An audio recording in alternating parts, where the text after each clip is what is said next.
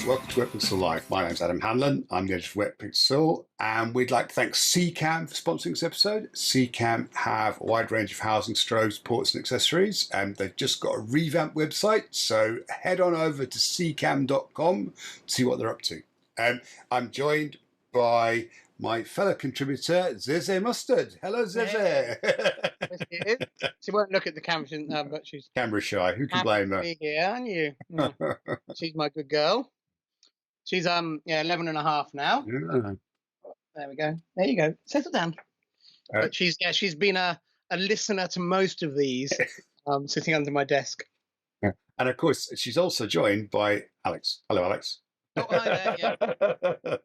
Yeah, so she luckily says it doesn't bark. So, so. No, unlike my rowdy lot. All the woofing noises come from your end. My end is the rowdy lot, I'm afraid.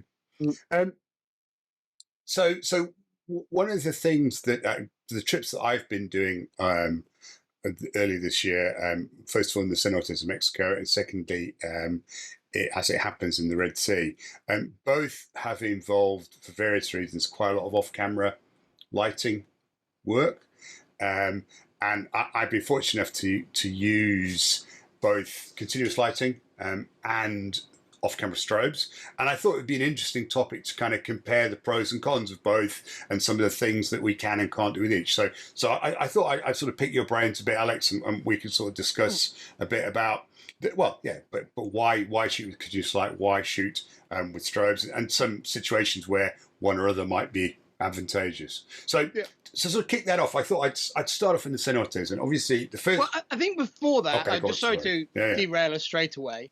I think it's important to make the point that for normal, out in the open, underwater photography, not talking about off-camera strobes, I don't think either of us would ever recommend using continuous lights over strobes. I know lots of people new to underwater photography immediately go, oh, I've got a big torch, I can just use that.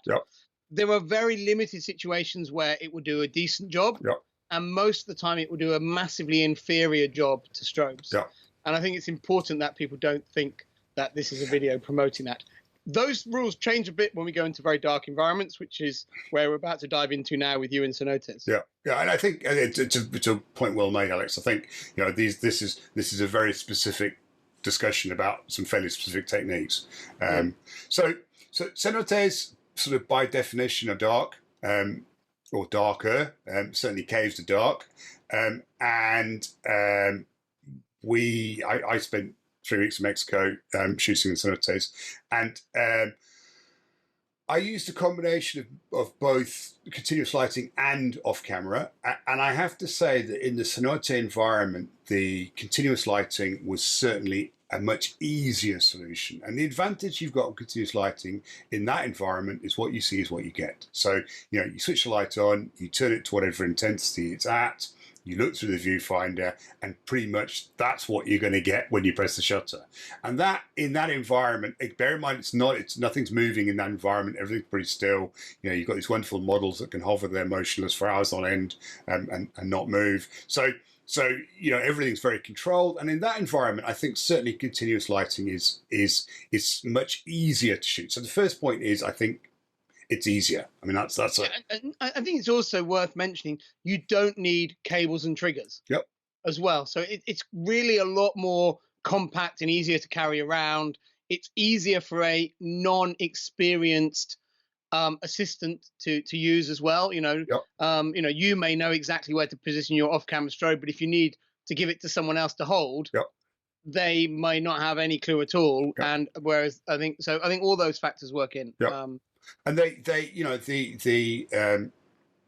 problem with strobes, of course, is at some point you've got to trigger the strobe to see what its effect is. And if the strobe is misplaced or pointing at the wrong angle or falls over while you put it down, all of those things, you only see that when you've actually taken the picture. And then you've got to move it around. Whereas with light, you can pretty much put it where you want it to be, back away a bit, and it's going to work. And I think logistically that makes it a lot easier. I think why it works so well in the cenotes is that lack of ambient light. And I think that once you're working in a predominantly dark environment, the continuous lights work really well.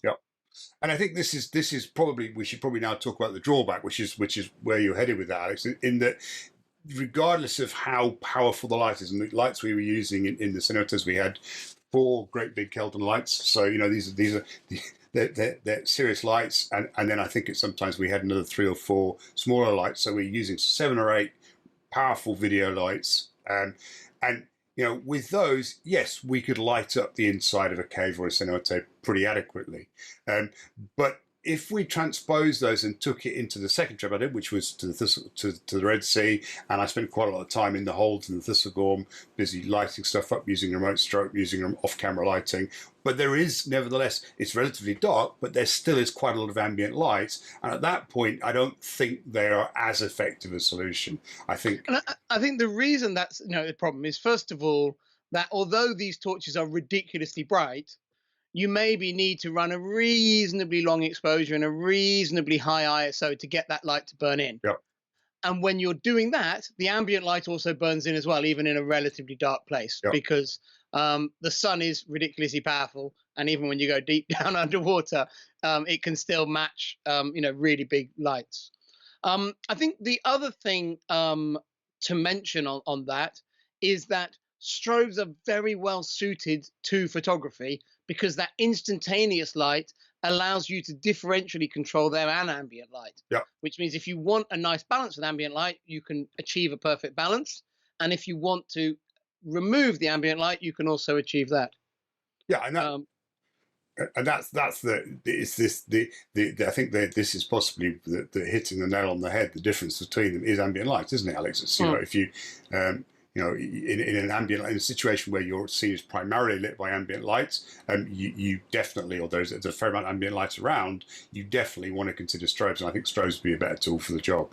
I think also the strobes are, considerably more powerful. And just to give an example, one of the shots that we often do on the Thistlegorm is photos of motorbikes with the lights behind the motorbikes, yep. which creates kind of nice, bright, rays of light coming around the subject. Which if you ever sort of dived on at night, you often see a diver whose torch is the other side of a coral head or something, and you get these great big beams of light coming around the coral head, and that's what we're trying to capture in those shots. Yeah. When we do that shot with really big video lights, and we've done it with a pair of big Calden lights, so the same ones you're using, yeah. I find that I need to shoot that shot around about 2,000 to 3,000 ISO. Yeah. When I do it with strobes, we can do it at 640 to 800 ISO easily, if not a little bit lower. Yeah. And it's a very light demanding shot. And I think that is a difference also, in that you are able to work at slightly lower ISOs. And I know the cameras are better and better, yeah. But the strobes still have just a more photographically usable light. And even in the cenotes, we were shooting at ISO. In the caves, we were shooting at ISO 8000, ISO, yeah. Some with the Sony A7S3, ISO 12800, crazy ISOs, stuff but you wouldn't normally do. You're using like pretty much the most powerful, best video lights on the market, yep. and you're still having to work at very, very high ISOs. Yeah, absolutely. Yeah. So the other thing I would say, though, which relates to the motorbike example, is that if somebody who's never done that shot tries to do it before I explain how to do it to them with strobes, they never get anywhere near being able to get the strobes in the right position, because they can't see what the light is doing, and that particular shot requires a very specific strobe positioning. A lot of the off-camera strobe work on the Rex doesn't, but that one does. Yeah. If they take big video lights down, they can nearly invariably quite quickly get them in the right positions. Yeah. And getting the shot, even if it's slightly high ISO, is a lot better than not getting the shot, even if you were able to work at a better ISO. So there's no doubt that the video lights are way easier to use. Yeah. The things that we do on there's a couple of bits of advice that come direct from this, is that if you are using the video lights and you want to do off-camera strobes with them, target times of day when the light levels are lower. Yeah. So plan to do a dive closer to sunset or closer to sunrise. For example, with some of the other wrecks in the Red Sea, we specifically dived other wrecks that were good for off-camera lights early in the morning or late in the afternoon, so that photographers who were using continuous lights could use them. Whereas, so that is something you can do on a trip if you're going to use them. Whether and then the other thing I would say, that the biggest mistake that everyone makes with remote strobes is that they always use their crappy old bad strobe as the remote strobe. Yeah. If your shot is a remote strobe shot, your best strobe should always be your remote strobe. So take your good strobe off your camera, put the supercharger on the back of it if it's a retro, so you've got loads and loads of power, and turn it right up. You want your widest angle, most powerful strobe as your off-camera strobe. Yep. And everyone always turns up on the trip going, oh, I've got my old, Z240 or S2000 or something, yep. and I don't use these anymore, but I brought it as a remote strobe. Wrong. That goes on your camera, or even just have one strobe on your camera and put your good strobe as your remote strobe. You don't need to have 3 strobes to do remote strobe shots, usually. Yep. You just take off one of your normal good strobes and use that. And I think that is by far the biggest mistake. I mean, I on one of the dives, I'd had some remote strobes in a place, and it was time for me to go up, so I took my strobes away. And then just after that, someone else turned up with a Z240 actually on a tripod, and we're like, and one of the guys was like, I saw where Alex had the strobe. We'll put this one in the place. And they were like, oh my God, we can't get the shot because it just hasn't got the power. Yeah. And it's just the difference. So, and a lot of people who own good strobes will use their previous generation, end of life strobes as remote strobes, and that is a big mistake. And ironically, actually, continuous light has the same problem. I mean, less so because on and off camera, but one of the things typically when we're using continuous light is that often will be the primary light source in a scene.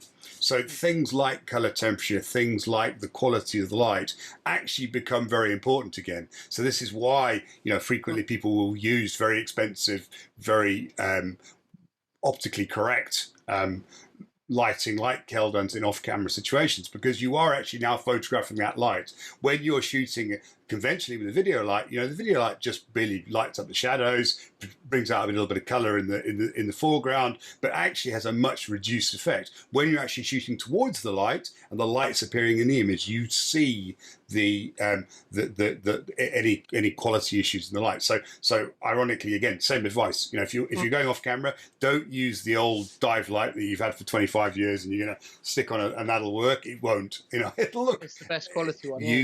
Go for good stuff, because that's the bit that's going to appear in the scene. So yeah. So I think that maybe the best way to summarize this is that actually, if the environment allows, really good, proper, hardcore video lights are probably the easiest tool for this job. Yep.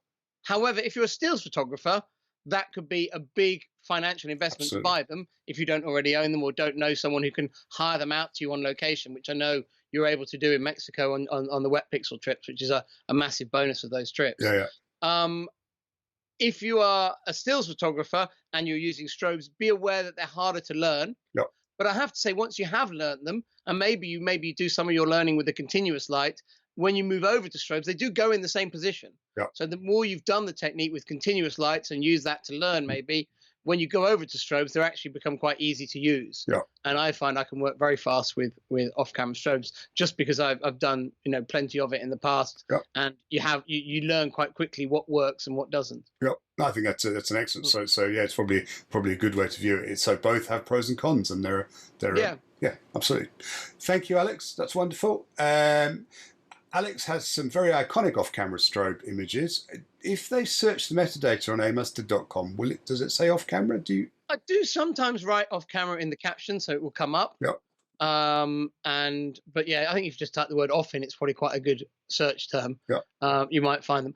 Usually because I think from a captioning point of view, it's good to explain to the viewer in that case, because it's quite an unusual image, how the image was created. I think if you just say, photograph of Thistlegorm, people are going to think, why is there all that light suddenly where it shouldn't be? Yep. Whereas if you say, photograph of Thistlegorm taken with off-camera lighting, it helps the viewer understand what they're looking at. And it's probably important to note as well that the first dive that Alex and I ever did together was we were playing with off-camera strobes. So yeah, and we're still talking about them.